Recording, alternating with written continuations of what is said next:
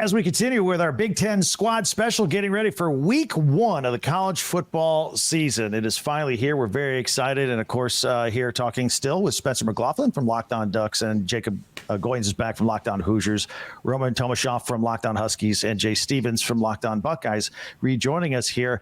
And, Roman, let's talk a little bit more about the Washington Huskies. You know, when we spoke last week, I still think you guys are like the mystery team. And, Jed Fish, he comes in here, in Arizona, he took over a team that was broken, built them, and left the cupboard full. They're a ranked team this year. What he left behind. And that's his reputation. That's what's appealing to Washington, is he can come in there, and it's hard to say rebuild a team that went to a national championship last year, but they are kind of starting over.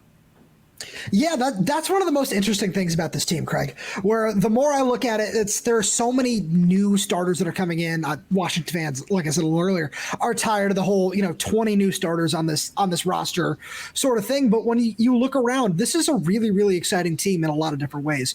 When you look at some of the guys that Jed Fish brought with him, whether it be running back Jonah Coleman, cornerback Ephesians Prysock, there are some really talented players all over this roster. And I think one of the most important things when you think about what Jed Fish can do for a program, you think about the coaching staff that he brought with him, where he brought 7 of his assistants from Arizona. He hired 2 of the remaining 3 positions he needed to fill from the New England Patriots, including defensive coordinator Steve Belichick. And the last guy he hired was Robert Balla, who was Nick Saban's linebackers coach last year.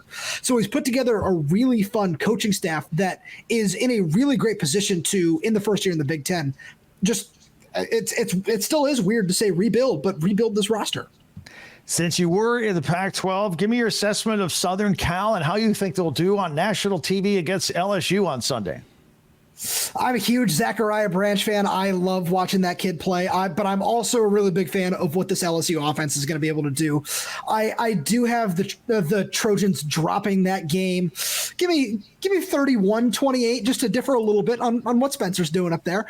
But I think that's going to be a really fun game. I think we're going to see a really big year from Zachariah Branch, and I think he could lead the whole nation in receptions, if I'm being really honest.